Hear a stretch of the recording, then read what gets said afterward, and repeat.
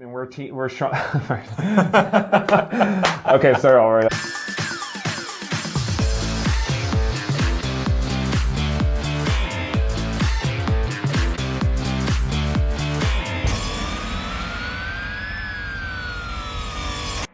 Hello guys, I'm Josh Pomerlow, this is Brian McWhite, and we're filming another episode of Teaming Up. And today we're going to talk about when should be my first hire. When should I hire my first person? Right. You've got a good story about a friend of yours that you wanted to share that I think is pretty significant here. Yeah, so I get caught up in this a little bit because I see so many people doing so many different things, and then people want to look towards one person and look towards another person, and they're doing the opposite, and they just get confused. And a lot of people, especially starting out when they haven't even hired someone yet, want a roadmap. They want something that says you do this, then you do this, then you do this, and it's just a simple process. Yep. And I go back to my friend Jason Kramer, who is in the same office as us. And the reason I bring him up is because he's pretty different than how we did it. Yeah. And what he did, and I envy it a little bit.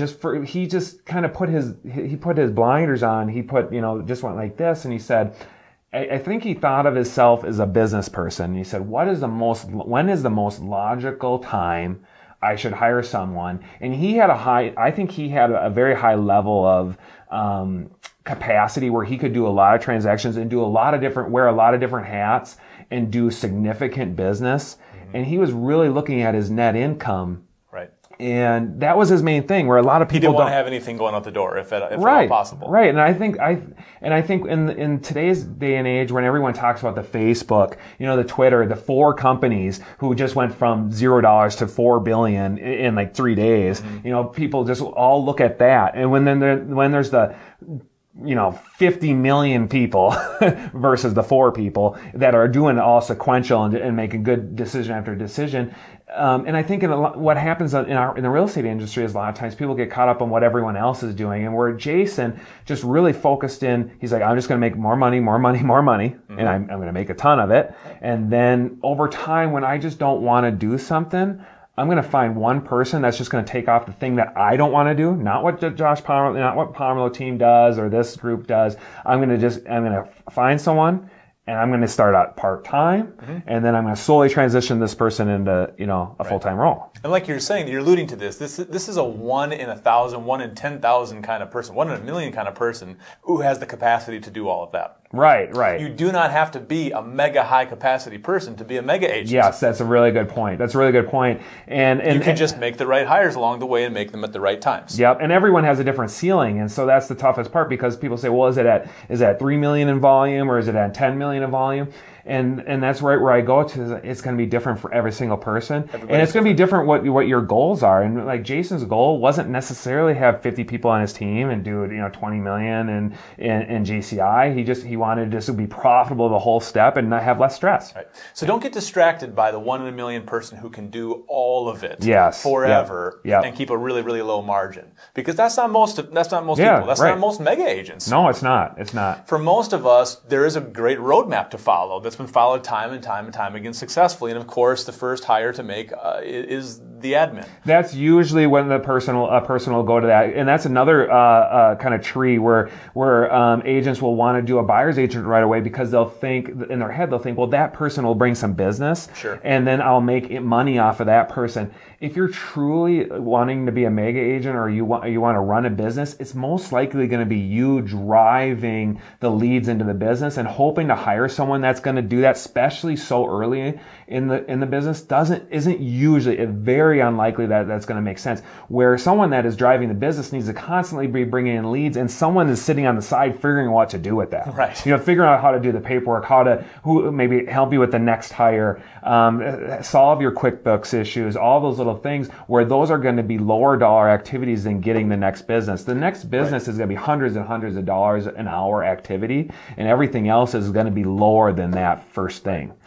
Most people who have a sales behavioral profile are not going to be the same people who are energized by doing admin. Right. They're going to be people who are completely drained by doing admin. Yep. And so finding that first great admin is where you're going to get the most bang for your buck and allow you to focus on the areas where you're strongest and most productive, highest dollar per hour activities. Yep. That's a phrase we use a lot. Yeah, for sure. What is the highest dollar per hour activity I can possibly do? And if you're a real sales-driven person, if you're a sales profile person, that is not filling out purchase agreements and talking with cities about point-of-sale inspections. And that's something you need to find someone for. Yeah, and I think a lot of people let those other things get in the way of their success, where getting that person who's going to take that all from you is going to change your life. Right. And it's a hard step, as what we said in past videos, is that to be really good at getting a lot of business and then hiring people, it's a whole nother business. A business that getting the business is a business, and hiring people and getting talent acquisition is another business in itself. And I think it's important to remember for people too that once you make that hire and have to do the training, that first admin might not do things just the same way you did or just the same level. They probably shouldn't do it the same as you, because they're going to be better, hopefully. Yeah, hopefully they get better. Yeah. But even if you take a half step back as you hire your first admin, that's going to catapult you forward so that you can concentrate more on lead gen, eventually finding that buyer's agent, and then hiring another buyer's agent, and then finally hiring your listing agent, and you can just get into building the company. And how much easier it is to find that next buyer's agents when you have the business. That's right. And I just think that once you get that admin right, and then you built the business, you're having so many buyer leads that you can't even handle that. You can be slow and you can find the best person. You don't have to hire out of desperation, or you don't even have to coerce someone to coming in to the organization, because it's going to be the biggest no-brainer deal of all time when you can jump someone into six figures almost overnight. Right. And a big theme that we think about also to keep in mind during this, as you think about hiring, is having a life worth living. Yeah, that's a huge piece of the Pomerleau team, is making sure that our team members have lives worth living. And if your life is 80, 100 hours a week real estate, and that's the way you want it to be, that's just fine. We're not going to knock those people. Nope, not at all. But most of the people on our team have decided, no, we want lives worth living while we build this business, and that requires a little bit bigger margins and bringing on more team members. I mean, no offense to anyone on the other side of the camera. No. I'm gonna go like this though to those type of people that say I want to work 100 hours, because I'm gonna see they're gonna, in 30 years, they're gonna look back at their life and they're gonna have a lot of regret. The evidence, or the what is it called? The facts. It's a fact. Yeah. Like in 30 years, someone that sacrificed their family and their health and everything is gonna look back and regret. Nobody's going to look back and say, I wish I would have worked more. That's what I'm trying to say. And so when people say, I'm going to work all those crazy hours, I'm like, no, I don't want to be next to you, because I know you're going to regret that, and I don't want that to be a part of my life. So that's the biggest thing, is the nice thing about hiring, or the greatest thing about hiring, is that everyone will have a different role and be able to plug and play, and they'll be able to come in and just dominate that one little section, and you guys will be able to do so much more. It's just exactly like a team. It's any kind of team sport. Yeah. Right? Hiring is a time multiplier. Exactly. It gives you more time to do what you want to do, both in business and in your personal life. Yep. And we're big on not, and of course things get out of whack sometimes, but we're big at coming back into balance. So the last thing I wanted to leave this conversation with was hiring and the ego of hiring. Right. Because what I see a lot of times, just being in a lot of events, is so many people talk about, I need an assistant. And yes, I understand that you should get an assistant to grow your business. But I say, okay, you've made $20,000.